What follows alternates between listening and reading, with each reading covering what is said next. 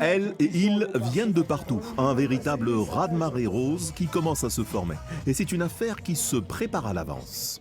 Un mois, on va dire à peu près. Un mois et demi. Ouais, Non, moi, il n'y a pas eu de préparation. Je m'entraîne 7 fois par semaine avec des semaines d'entraînement jusqu'à à peu près 12 heures chaque semaine. Mais au-delà de la performance, le message reste le même. Il faut se faire dépister. Moi, je n'ai pas été touchée personnellement, mais j'ai beaucoup de gens dans mon entourage qui ont été touchés. Et je pense qu'il faut effectivement se mobiliser, trouver de l'argent pour la recherche. Moi, mes copines qui ont la quarantaine n'y pensent pas encore forcément, en fait.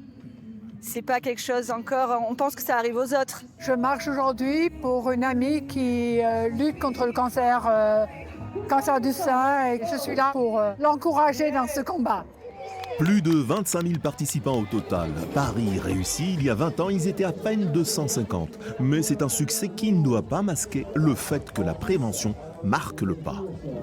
Malheureusement, aujourd'hui, c'est moins d'une femme sur deux qui se fait dépister. Et c'est pour ça qu'on a encore un taux de décès aussi important.